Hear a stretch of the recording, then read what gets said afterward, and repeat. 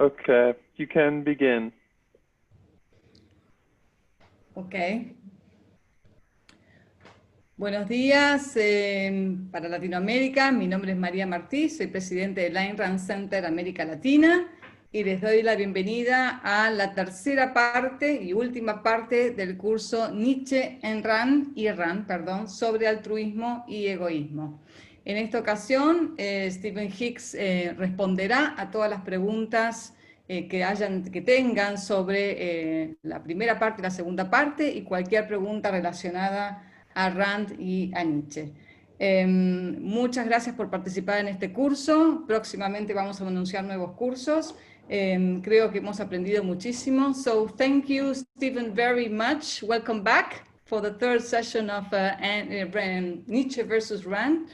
And thank you very much for this course that you are offering to us. I think that now we know much more about the differences between Nietzsche and Rand. So it has been very helpful for all of us. So thank you very much. Welcome back. And I leave the audience with you.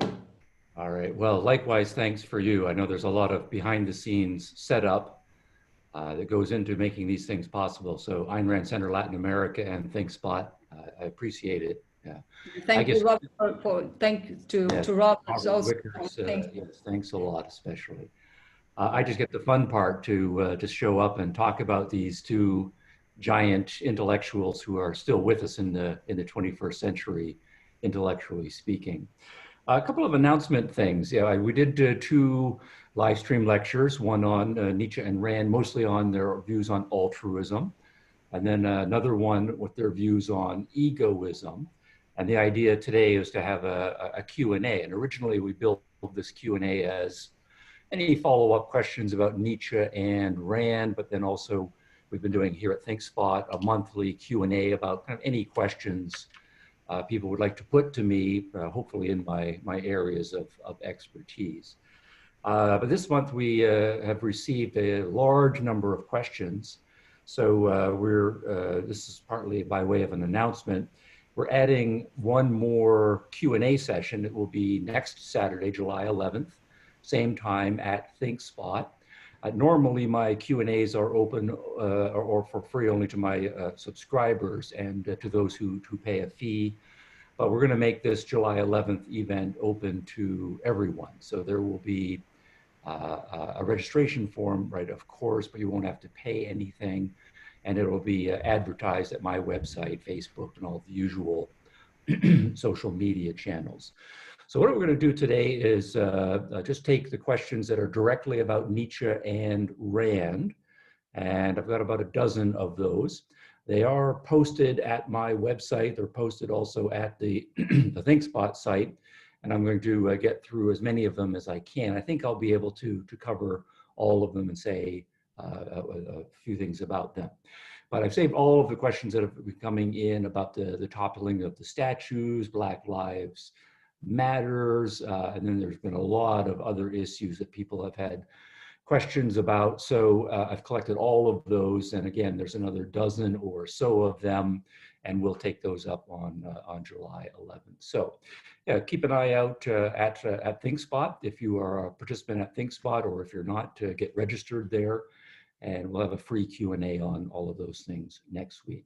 One more semi-commercial advertisement. When I was in Australia for my lecture tour now 2 months ago, one of the fun things I did was I was interviewed by John Anderson, who's a former Deputy Prime Minister of Australia, and we had a very good 1-hour conversation that's been now released. It's at YouTube and a few other places. And I'm very pleased with it. John Anderson is a very intelligent, urbane human being. Australians were lucky to have him as a major part of their political process. And I think we had a very good conversation. So I'd recommend, if you want more Stephen Hicks, yeah, just Google John Anderson, Stephen Hicks, our conversation for more. All right, today I'm turning to the questions directly about Nietzsche and Rand. And while some of them take off from issues of egoism and altruism, as I was hoping, a lot of them go into more fundamental issues about human nature, about epistemology, about ontology, and a lot of them, very interestingly, do compare and contrast. Well, in what ways is Nietzsche and Rand's criticism, say, of say, Kant different or not? And then the connections of both of them, or the differences of other major figures who've pronounced on those themes as well. So let me just start, though, by summarizing a few of the main themes that I wanted to push, especially in the lectures. Both Rand and Nietzsche, of course, are harsh critics of altruism. Altruism they take to mean selflessness, not asserting your own interests, seeing yourself as weaker, or as a tool only of others, even to the point of being willing to sacrifice yourself for others. Typically, altruism is closely associated with a collectivism, that you should merge with the group, put a group's interest beyond your own, and be a servant of the group, and also not stray from the group. And both of them think that this is subhuman, but their reasons really are quite different. For Nietzsche, it's basically a matter of human nature. He does think that human beings are constitutionally different. Some humans are born more like herd animals with weakness. They're not able to get their act together. And so he believes it is a natural and normal, however sickly, projection of the type of human being they are. So the way he puts it is, if in fact you are a human being, and as a human being you're more like a sheep, you're more like a rabbit, that's your constitutional nature, it's not a matter of choice for you, then an altruistic and collectivized ethic is perfectly natural for you. It's the way for you to survive and advance your interests in the world. But for Rand, the important point is that that is not a point about human nature. She's much more optimistic and much more universalistic about human beings. She thinks that all human beings, if they're born with normal capacities, have the capacity to learn about the world, to shape their character, to shape their minds, and to act productively in the world to support themselves and whatever their levels of ability are, put together a happy and a fruitful life. And so for her, altruism is an abdication of your taking your own life as your standard of value and striving to be the best you can be. So altruism is a betrayal of egoism for Rand, whereas for Nietzsche, altruism is an expression of a kind of egoism of the weak kind of people. So one is universalist, that's Rand. Nietzsche is much more relativistic. Rand thinks people have choice. Nietzsche thinks people are destined and their human nature is set. And those differences are extraordinarily fundamental. When we turn to their advocacies of egoism, the points I wanted to emphasize there are that for Rand, she thinks that human beings are a self. You do have a unique body, you have a mind, you have unique experiences. On the basis of that, you formulate your own ideas. We each have a powerful rational capacity, which should be our most important tool of survival and flourishing. It's by means of that that we shape our characters, our habitual act, and set our goals, and so forth. She also believes because we are rational, and that rationality, when exercised properly, is a competent faculty, that human beings can learn to transform their environments productively, to create more and more wealth in society, and that lifts us out of a necessary conflict or adversarial model of social relationships, so that if we respect humans' freedom rights and their property rights, that we have a trading society, we're all going to be better off and we can live peacefully and so forth. Nietzsche, by contrast, does not think that reason is an especially powerful faculty. He thinks it's an after-the-fact rationalization of our drives that manifest themselves in our psyches, that different people have different drives, so that necessarily we are in conflict with each other and there's no way to get past this. Also, since he doesn't really grasp the creative power, particularly with respect to productivity of human beings, he thinks that necessarily some people people acquiring a lot is at the expense of other people. And so there's necessarily a master-slave exploitation relationship as well. And so he says we have to accept this and simply actually embrace it in order to bring forth the higher sort of human being. So Nietzsche is not at all an advocate of free markets, right, of any sort of liberalism, of any sort of individual rights. In fact, he's an advocate of war and outright slavery and so forth. So those are the points I wanted to stress in terms of the differences. Now I'm going to turn to the questions. I'm seeing I'm staying right on time, so I'm happy about that. 10 minutes for the introductions and recaps, and so let's plunge into the first question. Rand personifies Nietzsche's Superman in Gail Wynand in her novel, The Fountainhead. Do you agree? All right, that's the first part of the question. So let me pause and I'll take up the first part of the question and say, yes, I do agree, absolutely. I think that's the right reading, that Gail Wynand is meant to be a certain kind of Nietzschean character. And to the extent that when Rand was younger, she was attracted to Nietzsche's kind of assertive, romantic adventure life. Gail Wynand is a kind of sympathetic character. While he's ultimately a bad person who's made some mistakes, she ultimately is characterizing him, I think, as a tragic person. But he is interested in power, and he does have his own independent vision, Gail Wynand. He knows that he's smarter than the average person. He knows that he's more ambitious, more driven, more capable, and he has contempt for the vast majority of people. And so he sets out quite consciously to achieve his vision of an independent life. He has great standards in art and so on. So what he wants to do, though, is say, how can I best achieve my independent lifestyle according to my own vision? And he says, well, that takes power. And so the theme of power is then being enunciated. And then what is power and what's the best way to get power? And then his answer to that is to say, well, money is a form of power. With money, you can buy your own home, you can buy your own estate, you can fill it with beautiful things, you can isolate yourself from the rest of the world contemptuously. With money, you can have all of the things that men want, including all of the beautiful women that one wants and so forth. So money is the key form of power that I'm going to strive for. And then Wynand very systematically uses his intelligence and ambition to acquire a great deal of money successfully.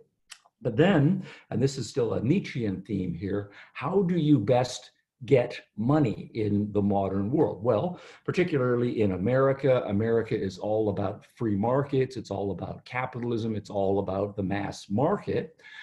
There's a huge amount of wealth dispersed across millions and millions of people in the United States. So what you need to do, and this sounds like good business so far, is find something that lots and lots of people want and they're willing to pay a certain amount of money for on a regular basis. And the small amounts of money will add up to millions and millions of dollars. So then the question is, if you want to get money and then you need to give people what they want, what do people want? And here we have, again, a kind of Nietzschean understanding of what the vast majority of people are all about. And this is Wynand again. The vast majority of people are not very deep. They are not very intelligent. They are not very independent. They're kind of petty. They're interested in gossip. They like to find clay feet on heroes. They like scandals. They like a little bit of sexual titillation and so forth. But at the same time, they're kind of afraid of their neighbors and what their mother-in-law thinks. And most of them, they just do whatever the boss tells them at work and so forth. So for the most part, people are not at all admirable or interesting people. So Gail Wynand has decided that he's going to go into the newspaper business. That's when, as a young man, he got his start. So then he says, okay, the newspaper business, there's a huge amount of money there. How can I make a lot of money in the newspaper business? By giving people what do they want? What do people want? Well, people basically want crappy, titillating, scandal story of the week, gossip, newspaper. So that's exactly what I'm going to give them. So he intentionally creates a terrible newspaper but it's one that is very successful because there's lots of people who like that kind of journalism. But then on the basis of that, he gets a lot of wealth, and he can then live independently, isolating himself from all of those people who have provided the money to him, and live independently, the kind of lifestyle. So you get power over people, the power of money, by giving people what they want and giving the kind of world that we are living in. That's the game that you have to play. Now, there's also a very interesting aspect of Rand's portrayal of Winand, because one of the things that is going on inside of him is that he recognizes that there is a kind of betrayal that he is engaged in. While he looks out at the broad mass of people and recognizes that the majority of them are kind of contemptuous, he is educated enough to know that some of them have been great artists and great writers and great scientists and so forth. After all, that's the literature that he likes to consume for himself. That's the kind of art that he likes to create, or to buy rather, to populate his personal art gallery. So he knows that there are these higher creative, independent types of human beings. So the question then that he has to put to himself is, why don't I do that? I create the greatest newspaper, or find some other line of work where I can create genuine value for my kind of people. And Winand knows that he's not going to go that route, right? That rather than creating the greatest newspaper for intelligent people, the kind of journalism that's going to stand, say, the test of time and be a model for what newspapers can become, he's intentionally betraying that and doing yellow journalism, right, as it's called. And so there's a struggle that's going on inside of him. And so one of the ways that Rand has him dealing with this struggle is he has to affirm constantly to himself that really there aren't men of integrity or women of integrity and independence out there. And he has to constantly convince himself that by engaging in this compromise and doing the power route that he is going, he is choosing the best path. So very interestingly, Rand has him, when he hires people to work at his newspaper, he makes a point of using his money. I am hiring you and I'm going to pay you a good salary, but he makes people go against their principles. He breaks their integrity. And the way he does this is, by, for example, taking someone who's very cultured, loves ballet and the opera, and says, I'm going to pay you a huge amount of money, but you're going to cover popular sports, even though that person doesn't think very much of popular sports. And of course, the guy then says, okay, I will write about something that I don't think is great, and I will stop writing about the opera that I do think is a high achievement. And then what that does then is Winand can say, see, everybody else is just like me. It's the game you have to play in order to get ahead in the world. So this is, you are using me to some extent, I am using you, but I am smarter than you are, and so I'm going to use you and ultimately come out on top. So all of that, of course, is quite in the spirit of Nietzsche. It's also important to contrast Gale Winand with Ellsworth Toohey, the great villain in The Fountainhead, who also is interested in power, but rather than it being the power of money over other people, what Toohey is using is the power of morality.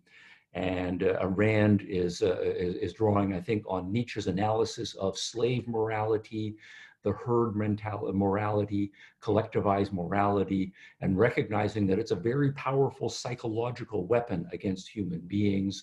So what Toohey is doing is using this moral code to break people's spirits, to make them feel guilty about wanting to be happy and pursue their own goals in life, and getting them to become herd animals and so on. So what you have then is Gale Winand representing power over other people, but the power of money.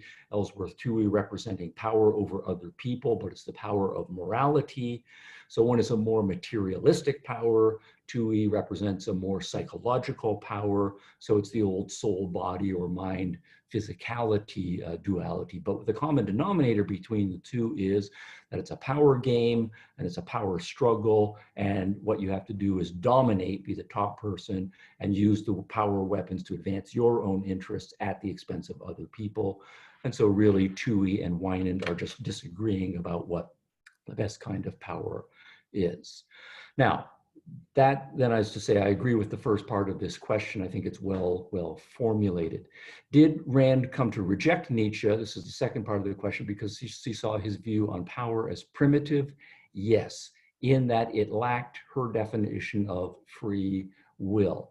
I would say yes. Part of the difference is that Nietzsche is rejecting free will, and Rand is an advocate of free will. You don't have to be a second-hander. You don't have to be a conformist. You can craft your own independent vision and your own independent life. And in fact, that's the only thing that makes life ultimately worth living. So the difference between free will and not free will is an important part of it. But it also is also that Rand is rejecting Nietzsche's view on power because of her views of reason. She thinks that reason is competent, and that it's enabled us to be net producers. So it's not this exploitative zero-sum game. Nietzsche, by contrast, does not believe in the productive power of reason. He thinks reason is a mere rationalization of instinct. And so ultimately, it's going to be competing power struggles at the level of instinct. And Nietzsche, there's some glimmers of it, but he doesn't really see a consistent way out of it. All right, question number 2, Max Stirner. Max Stirner, could it be the predatory view of egoism? And this is a kind of a historical influence question. There are some works that argue that Nietzsche had an influence from him. Yeah, that Stirner was earlier in the 19th century than Nietzsche. And so if you take the question of saying, you take some Stirner with his nihilism and subjectivism, you add some early Schopenhauer with his pessimism, and his selflessness, and then you kind of get a Nietzsche. And I think that's a lot to it. And I've not read a lot of Max Stirner, but I understand him on 2 points. One is a more epistemological point, that he is arguing in kind of a post-Kantian way that language and the entire apparatus of reason is kind of a constraint on us. It's a barrier between our minds or our consciousness or ourselves and the external world, rather than a tool of cognition that puts that is enabling us to stay in contact with the reality of the world. And so from the more Stirner-esque or post-Kantian perspective, if you want to get kind of outside of your head and confront the real world, you have to get past the barrier of language and cognition and so forth. And so that then is to say you subjectively want to burst out from all of these constraints that language is putting upon you, that language wants to put things in categories and tie things up in nice, neat boxes, and that's just not the right way to do things. And I think a certain amount of that does, feed into Nietzsche. Nietzsche is very explicit in seeing language as a rationalization, as an artificial device that is not at all true to reality. And then the other thing from Stirner is that there is a kind of nihilistic, almost predatory egoism. Stirner is not a systematic writer, and I've not read him in much detail, but I do see that there is, yes, this kind of predatory element to him, that if my subjective finding of myself and expression of myself and imposing myself on the world does lead to lots of destruction of other people, that's fine. And certainly to the extent that that's in Nietzsche, there's a compatibility there as well. All right, third question. What is, it's actually a pairing question here. What is Kant's influence on Nietzsche and Locke's influence on Rand? Well, let me take the Kant influence on Nietzsche. Yeah, Nietzsche's response to Kant really is interestingly polarized. if you look at the more fundamental metaphysical and epistemological issues, there is a lot of compatibility there. Again, this is a slight cartoon version, right, of Kant, but Kant does want to argue that we have inbuilt subjective categories, and that when the kind of sense data, or whatever you want to call it, is coming in from reality, whatever that is, that it goes through these unconscious filters and these unconscious, sometimes it's analogized to a sausage making machine, and that what these categories do is they create a structure and impose a structure, and then on the sense data, so they make of it what they will, and then they present that to your conscious mind, so that what you are aware of is not reality as it really is, but rather a subjectively constructed phenomenal reality that we have no idea of knowing whether it really is the way the world itself actually is. So in Kantian language, we only know the phenomenal world, which is a subjective construct. We don't know the noumenal world, which is the world of things as they really are. And Nietzsche says that's entirely right. And several times in Nietzsche's works, he says, when Kant says that cognition is an imposition on reality, not an awareness of or a passive reception, right, from reality, he's absolutely right. So on that very deep point, Nietzsche is recognizing that Kant's epistemology is correct. Now, where some of the significant differences, though, start is that Kant wants to argue that even though we can't know the noumenal reality or reality as it really is, we really are stuck in a subjective creation. Now, we just think that all human beings have the same subjective categorizing structures built into them, so there's a kind of universality across the species, but nonetheless, we can't know anything at all about reality. He does want to argue that if we do some internal inspection of what's going on in our subjective phenomenal world, we can hypothesize, in order to make sense of things, that maybe there is a God out there, and that maybe there is an immortal soul, and maybe that there really is volition.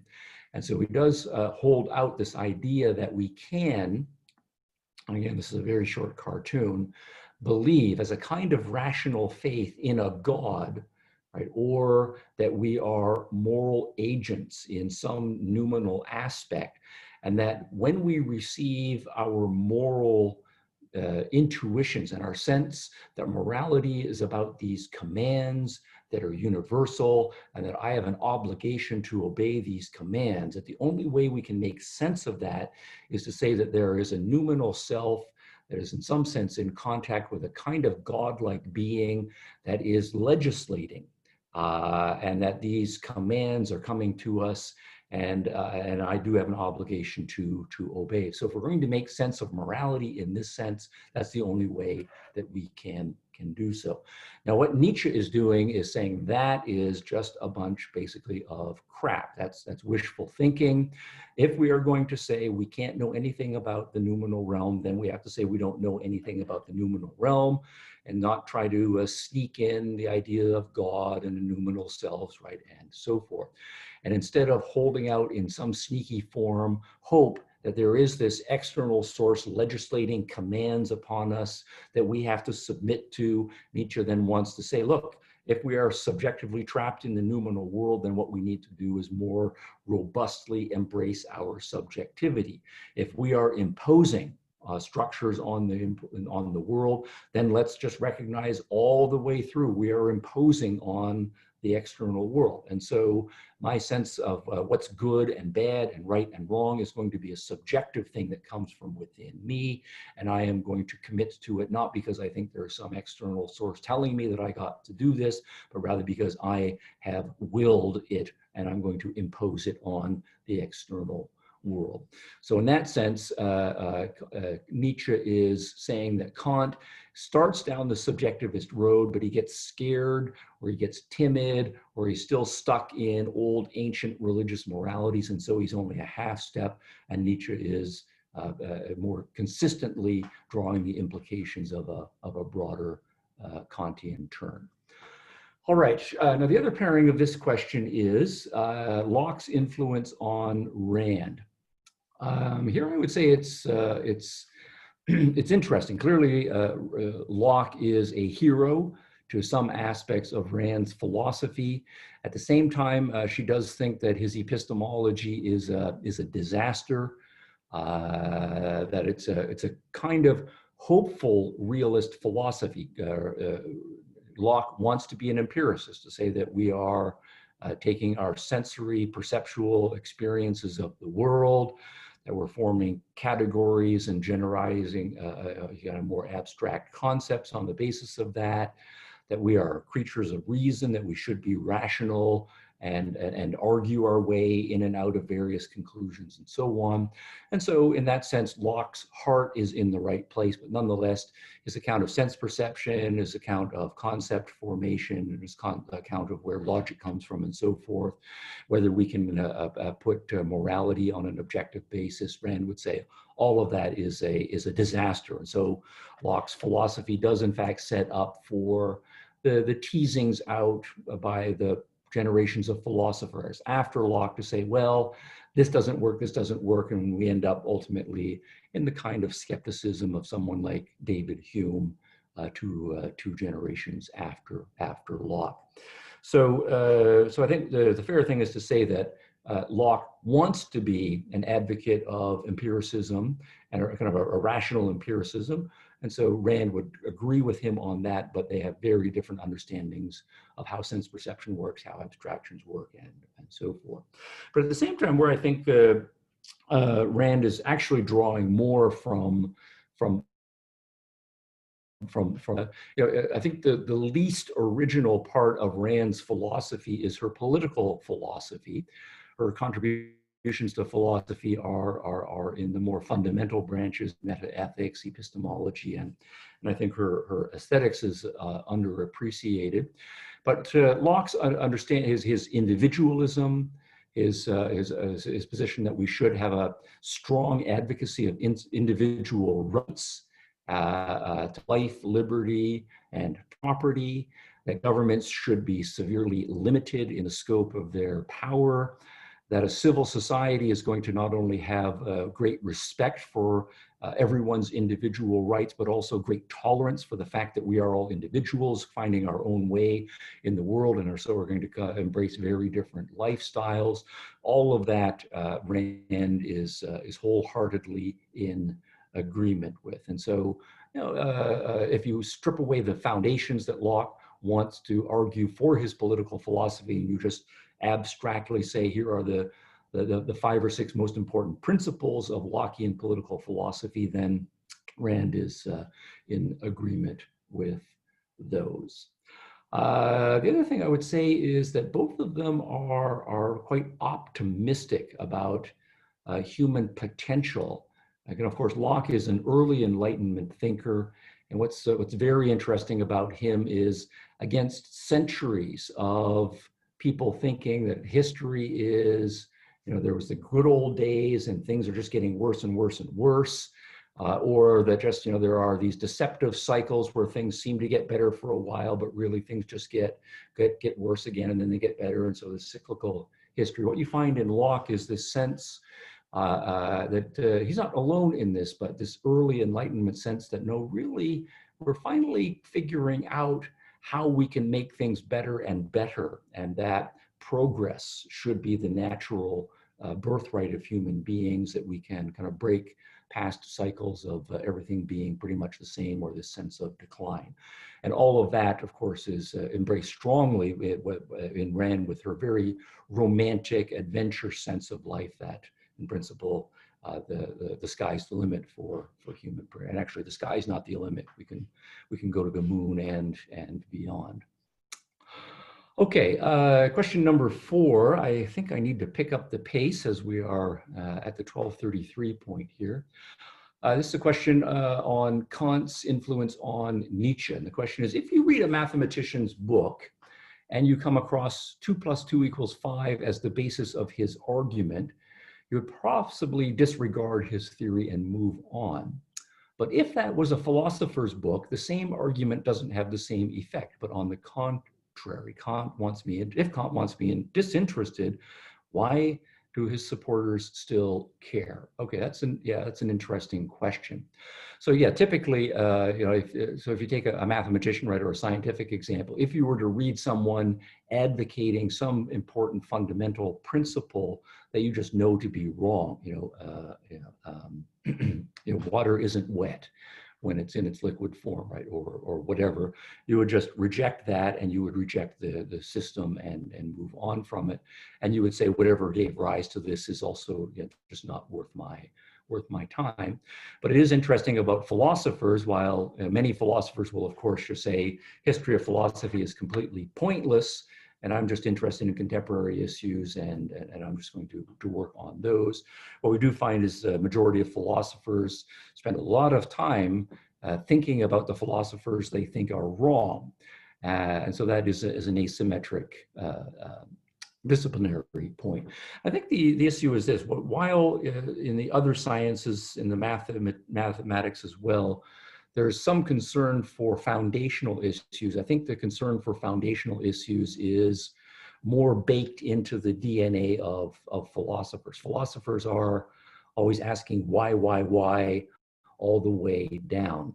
And so from their perspective, if, by analogy, you come across, say, a Kant saying that 2 + 2 = 5, it's more characteristic of philosophers to say, well, how did Kant get to the conclusion that 2 + 2 = 5? That seems paradoxical or false to me, but there's a lot of significant stuff that seems to be coming out of Kant. And so what we need to do is retrace the steps that led him to 2 + 2 = 5 and see what that's all about. And so the point is going to be that you might say, and I would agree with you on this, that Kant's Copernican turn, rejecting objectivity and replacing it with a kind of subjectivity, is a mistake, and it leads to all sorts of negative consequences. And that's fine. And if you're not interested in philosophy, then just forget Kant and go about and live your life on objective principles as you judge them to be. But there's a reason why Kant came to advocate the Copernican turn, and those reasons are still with us philosophically. That Kant was, in one part, grappling with some of the dead ends that empiricism had reached. He was grappling with some of the dead ends that rationalism had reached. And that we philosophers in the early 21st century, the vast majority of us, are still grappling with those issues. So it's a matter of, I don't think 2 + 2 = 5. I don't think the Copernican turn is true, but I still don't yet know how to avoid the problems that give rise to that. So that's the project that historically informed philosophers will engage with. And so that what they will say is, if we can trace our way back to Locke or trace our way back to Descartes and figure out where Descartes went wrong or where Locke went wrong, and then start on a different basis and find an alternative, then we can find answers to the questions that are still plaguing many philosophers 3 centuries later. Okay, next question, moving to politics. Is Nietzsche right-wing? I'm sorry, I'm hearing a voice. I hear Nixon. Okay, I will just carry on then. Not getting any messages. Assuming everything is okay. Is Nietzsche right-wing? Leo Strauss wrote that any political capture of Nietzsche would be against his will, so to speak. But the Nazis were inspired by him. Okay, that's interesting. So there's actually 3 things built in there. One is, should we categorize Nietzsche as a right-wing thinker, whatever we mean by that? Then there's a point about Leo Strauss, who as a young man was himself captured by Nietzsche significantly, although he came in many respects to argue against Nietzsche. And so that if we want to start assigning political labels to Nietzsche, that would be anti-Nietzschean, because Nietzsche was, on this reading, largely an apolitical thinker. But it is then the 3rd point that the Nazis were inspired by him. Okay, so there's a lot packed into this sentence here. Yes, so yes, absolutely, it's true. Let me do a commercial advertisement for my book, Nietzsche and the Nazis. It's a book-length investigation of this very interesting question that if you look at the leading theoreticians of the 19 teens and the 1920s, when the Nazis were just a young movement that then became a political powerhouse by the time of the late 1920s and early 1930s. You read people like Spengler and Moore van den Broek and Carl Schmitt and Martin Heidegger and others who are great intellectuals, however much you disagree with them. And all of them are Nietzschean in varying degrees and feeding into, and in many cases explicitly supporting National Socialism as a political philosophy. And you read people like Hitler and Goebbels and other political activists in the Nazi Party. They also would describe themselves as Nietzschean to a significant extent. So how do we make sense of this, particularly since the standard categorization is to say the Nazis are right wing? So let me say, I don't think that the Nazis were right wing. I mean, the standard analysis is to say that there's the right wing and there's the left wing and they're opposed to each other. But if you go to European philosophy, specifically German political philosophy in the first part of the 20th century, what left wing meant was a kind of socialism, and that was mostly focused on economic matters. So the socialists, the communists, and then the slightly milder social democrats and so forth. For them, most of their socialism was economic. Other aspects of society they wanted to socialize as well, but mostly it was an economic phenomenon. What the right wing meant was a kind of nationalism, that you should see your nation as more important than you, and that you should serve your collectivity in the sense of joining your nation and taking orders from it, and it's much more authoritarian there. But your nation also is in part defined ethnically, racially, and religiously. But again, you're born into a race, you're born into a religion, you're born into an ethnicity, and you're not really an individual, but rather you serve this. And that's what the right means. So right wing and left wing, in this case, both are species of collectivism. And the difference is that an economic collective that you're supposed to be subordinating yourself to as the socialists want, or is it a racial slash national, racial slash ethnic slash religious collective that you're supposed to subordinate yourself to, and that's what the nationalists are in favor of. Now, the National Socialists, and Nazi is just an abbreviation for National Socialism, are basically saying, you know, you're both right. And they want to then integrate the nationalism with the socialism. So what they then are arguing is that they are a merger of left wing and right wing. And I think that's a very powerful historical analysis of the political landscape as it was used in early 20th. Now, in that sense of right wing, Nietzsche is more sympathetic to the right wing. He, of course, is anti-socialist, and he has lots of negative things to say about the socialists, but at the same time, he's not a capitalist. Rather, his remarks about capitalism are negative. He thinks it's dehumanizing, right, and so forth. But he's definitely anti-socialist. Nietzsche does describe himself as anti-liberal. He says there's not basically a liberal bone in his body. He is all about power, conflict, exploitation, and as he puts it, he's in favor of an aristocratic caste, a new aristocratic caste arising in Europe that will be an embodiment of a new kind of master morality. So on all of those points, Nietzsche would be more of a right-winger, as we're defining the terms now, than a left-winger. And then as for Leo Strauss, well, let me just leave Strauss alone. There's a tradition of reading Nietzsche apolitically, and I think it's true that Nietzsche is not first and foremost a political thinker. He's much more a moral philosopher, an aesthetic philosopher, and an epistemological philosopher. But I do think that there's a significant amount of politics, and as Nietzsche's career developed, he became more interested in political issues.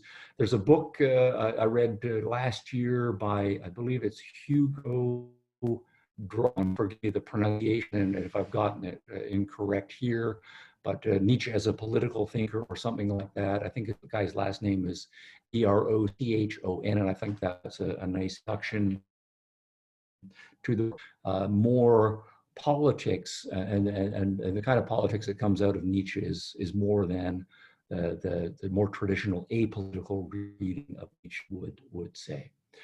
Now, second part of this question here, with the left acting so horrifically of late violence-wise, yes, absolutely.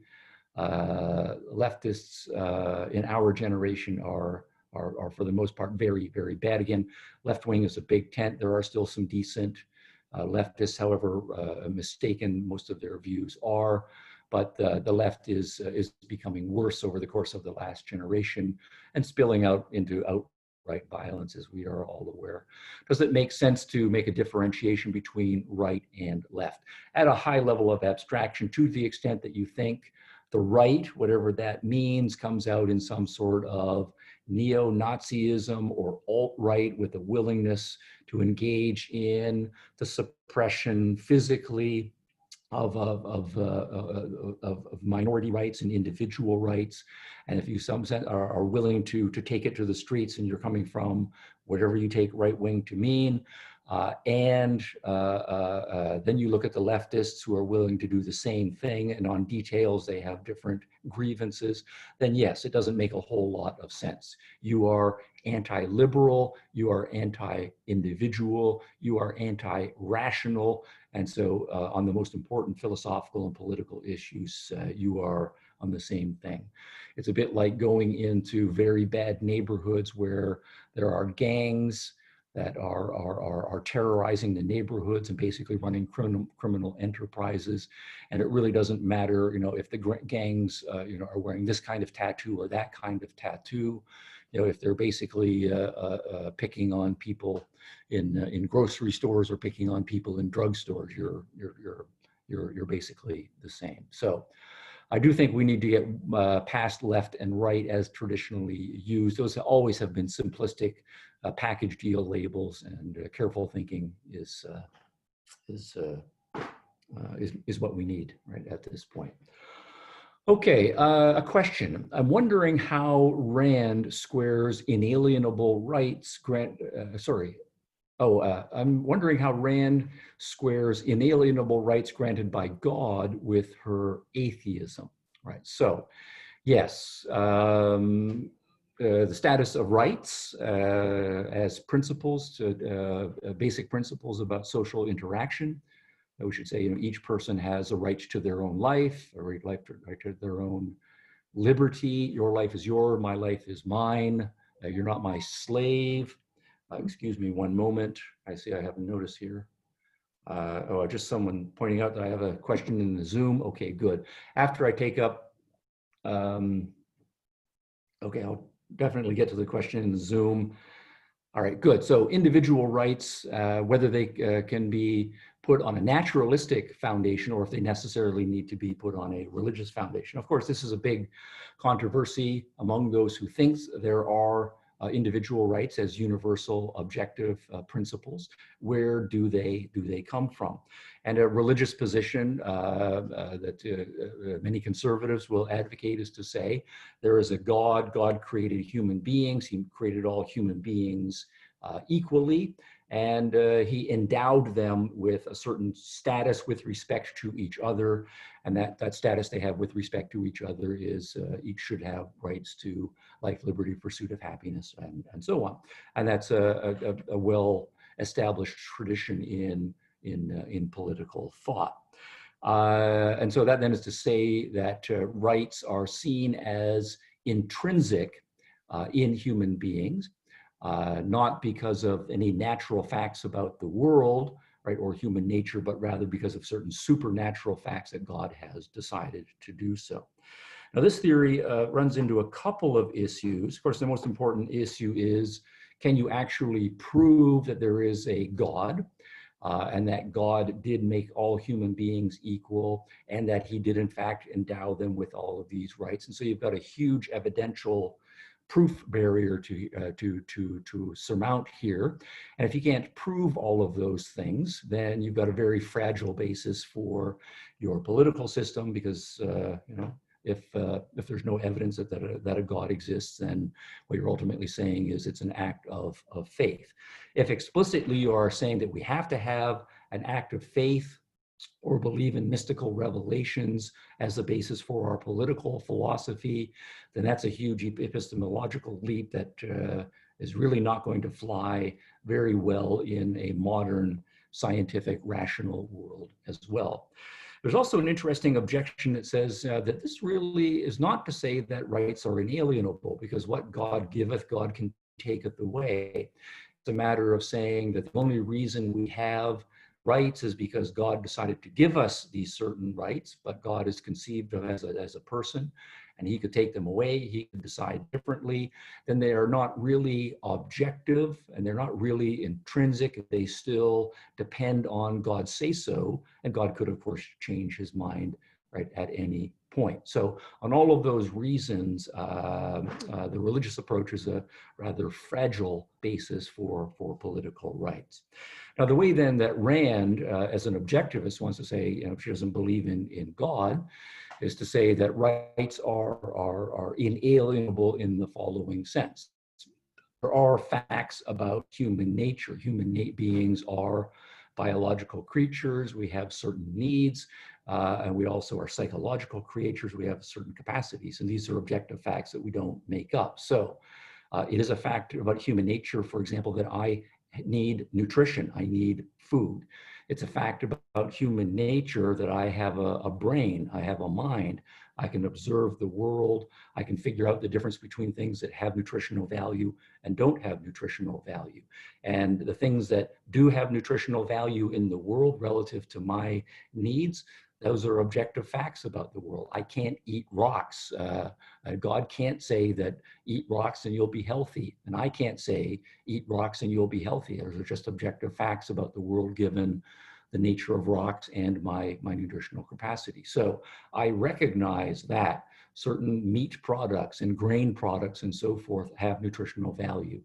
And it's necessary also that I take actions in the world in order to harvest the grains and to make the bread and consume the bread, right, and so forth.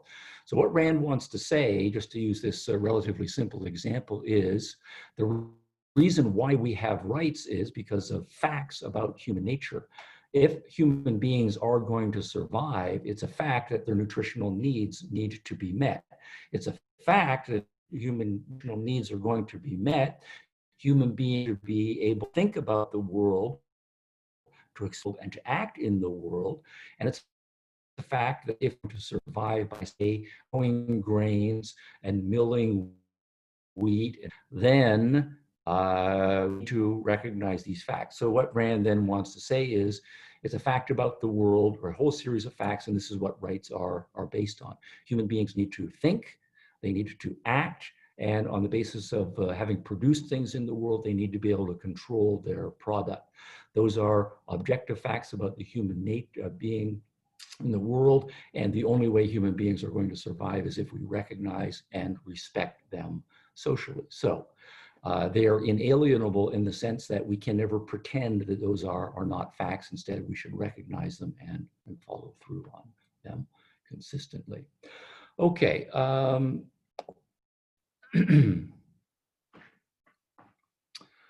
Yeah, I'm looking at the Zoom questions here. I think there are 2 of them there, but I've still got a couple more to go on here. Ones that came in earlier, and I'm going to give preference to those. Is the individualism of Nietzsche the same or comparable to personalism?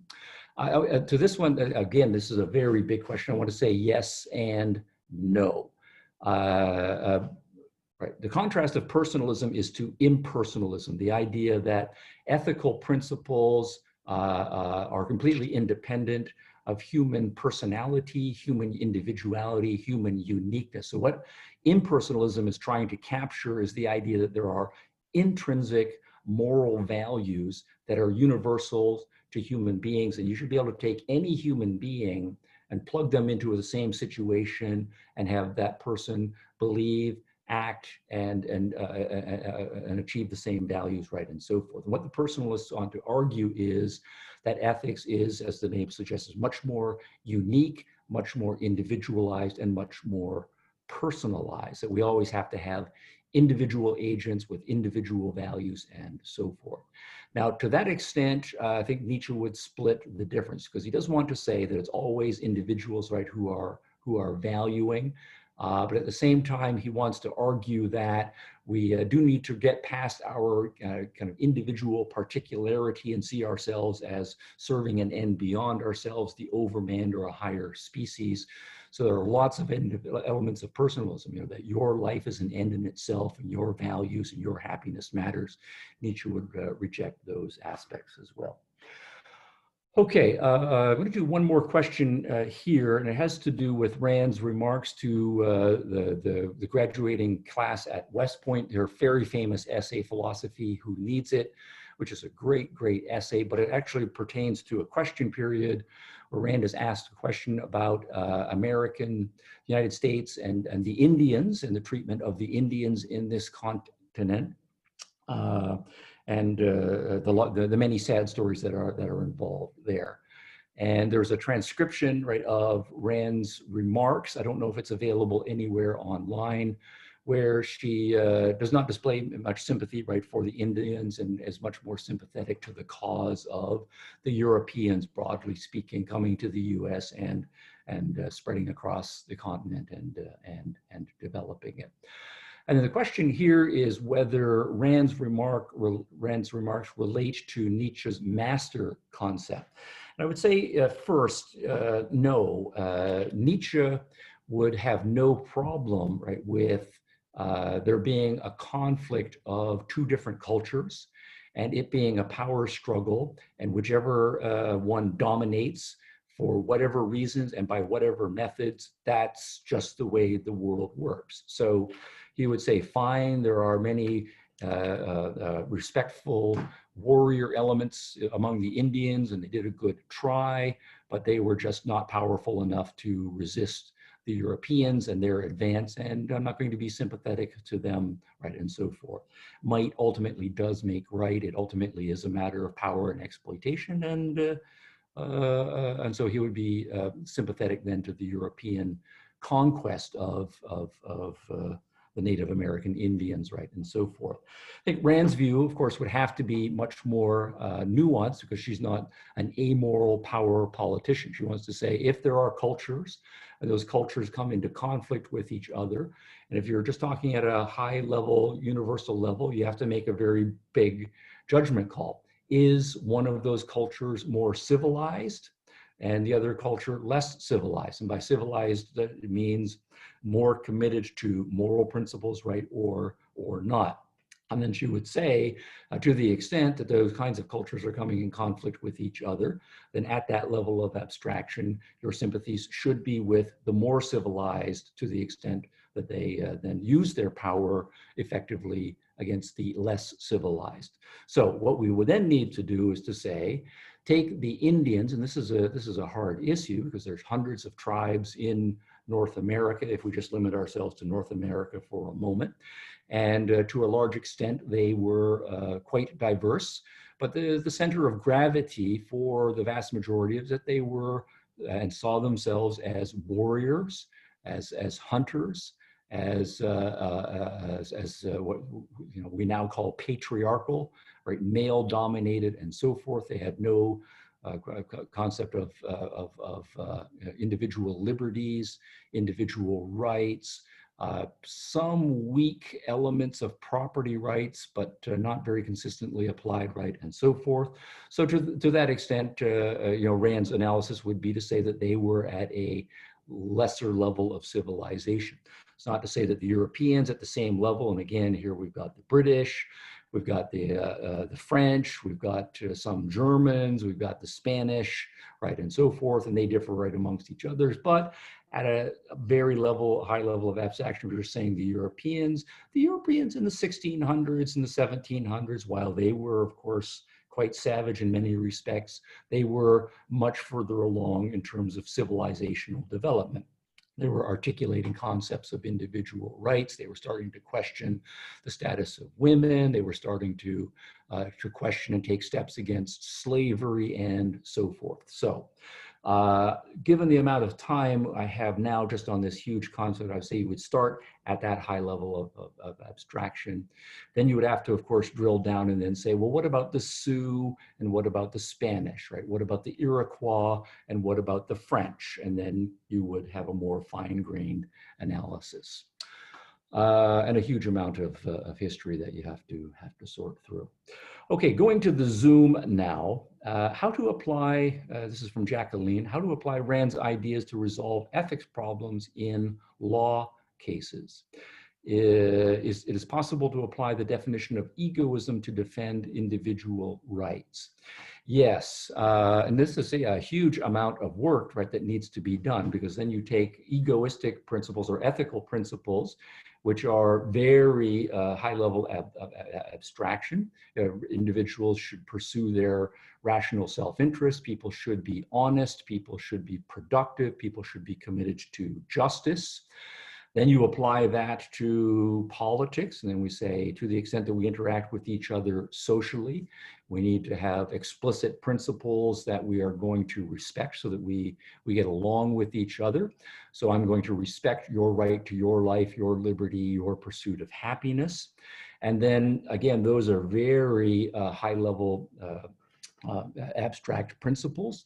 And then we have laws that are going to be put in place. Well, when we say, for example, property rights need to be respected, what exactly does a property right mean? And we say, well, there's all different kinds of property, right? There's land, there's air, there's clothing, there's jewelry, there's intellectual property and so forth.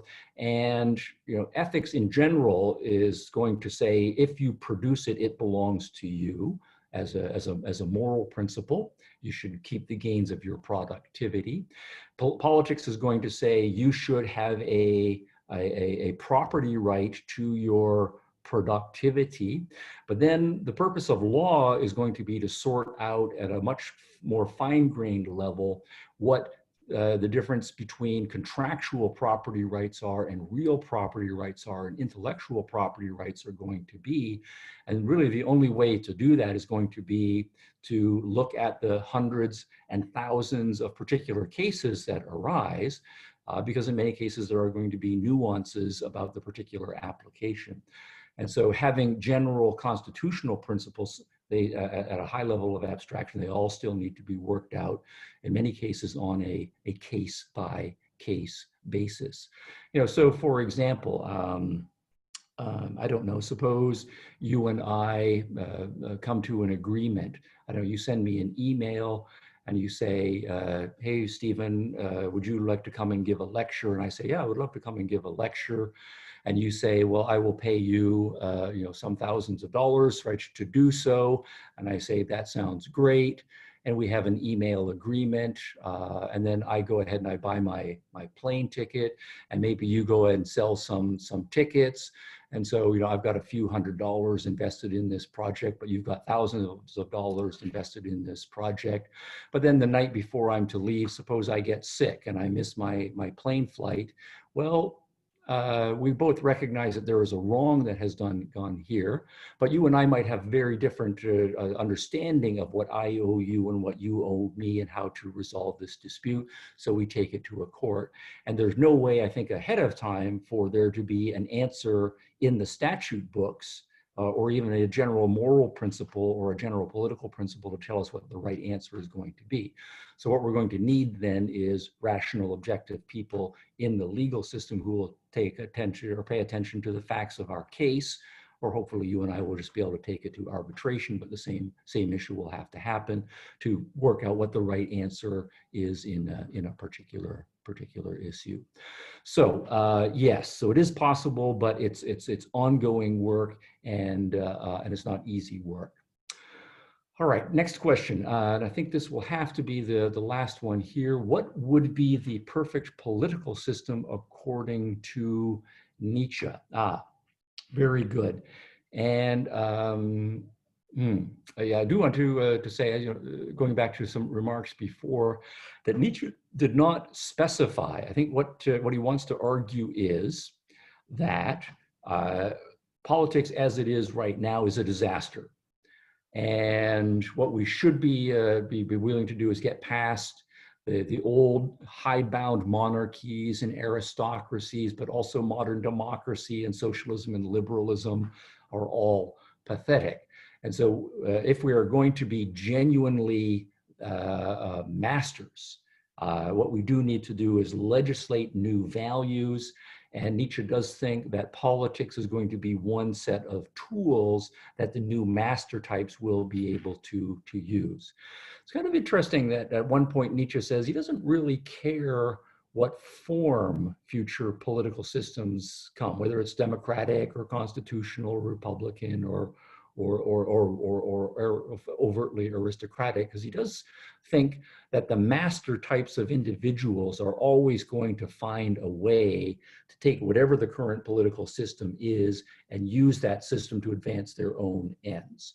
But then at the same time, I think if you said you're a master and I don't know, you have just conquered some, I don't know, you're the next Napoleon or the next Julius Caesar, and you've just conquered some country and you have total power to make of it what you will, what form would that take? I think Nietzsche would say, well, it would become a kind of dictatorship. You would be open to alliances with other master types to form a kind of new aristocracy. At the same time, you would be open to overt slavery. The vast majority of people who don't really add much to the human condition, but nonetheless, they could be put to work on your agenda. But he does want to say it's not really up to him to tell the new masters exactly what they should do. What he does really see himself as kind of a harbinger or a herald or an oracle, saying to those people out there who have that master potential, go for it, and make sure that you are clear what your values are, marshal your instinctual energies, externalize them, do whatever it takes to achieve your ends in whatever area you want to achieve your vision, and to the extent that politics is a possible route for you to do so, do whatever you need within the political system or dominating the political system. And he more or less leaves it at that. Okay, let me double check to make sure I have not left any questions. I think I've got through all of them, and I'm just 7 minutes over time, so that's good. All right, so thanks for your attention. Hope you found it valuable. Really interesting range of questions today. And let me just mention again, next week we'll be back at the same time. I've got a whole bunch of questions about postmodernism and my Explaining Postmodernism book, whether socialism is necessarily racist, right, or not. Is it possible for kind of civil liberal systems to survive, or do they necessarily have to collapse after a century or two? About free will and volition and whether that's actually true. Marxism and neo-Marxism. The question about why it is that communism, despite its terrible track record in the 20th century, is still with us again. Oops, it looks like there's another Nietzsche question that snuck in there at the last moment. And why, this of course is a big one, how is it possible that we have so many younger people in their 20s, teens, and 30s who are really living in an amazing world with a whole life ahead of them and all sorts of magnificent tools open to them and lots of wealth, but they seem animated by resentment and hatred, and they just want to destroy. What's going on there philosophically and psychologically? All right, so I invite you to come back for next week's free Q&A right here at ThinkSpot. Hope to see you then. Bye for now.